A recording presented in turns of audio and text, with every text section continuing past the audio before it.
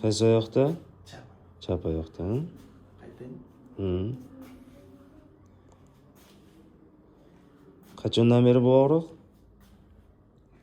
O'tgan kundan berimi? Yo'q, 5 kun bo'ldi. 5 kun. Keling. 6 kun.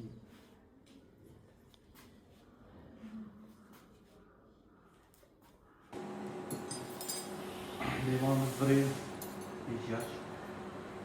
Bemorimiz 34 yosh, tashxisi LB6 sohasida residiv tish shuri, yana avval 1 yil oldin ochiq operatsiya o'tkazgan boshqa klinikada. Mana bugun biz bemorimizni LB6 sohasidan qaytarilgan tish shurini olib tashlaymiz. Qaytarilgan tish shurini olib tashlaymiz. Bu yerda juda katta sekvestrlar chiqib ketgan, bemorni chap oyog'ida kuchli og'riq, yura olmaydi. Mana olib ko'rsangiz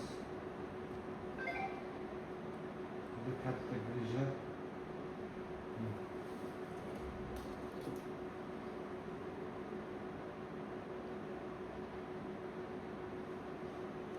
Umuman yura olmaydi.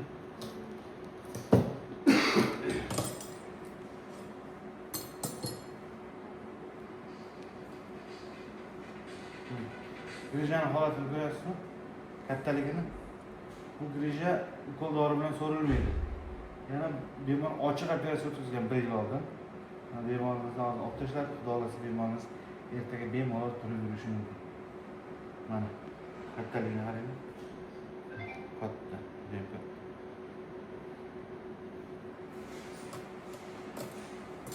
E'tiborlaringizga rahmat. Bemorimiz avval operatsiya bo'lgan, ya'ni LB6 sohasidan ochiq operatsiya o'tkazgan. Bugun bipartal usul bo'yicha mana olib tashladik. Sekvestrlangan juda katta hajmdagi grija. Mana bu yoqda juda katta. LB6 bemor umuman yura olmaydi.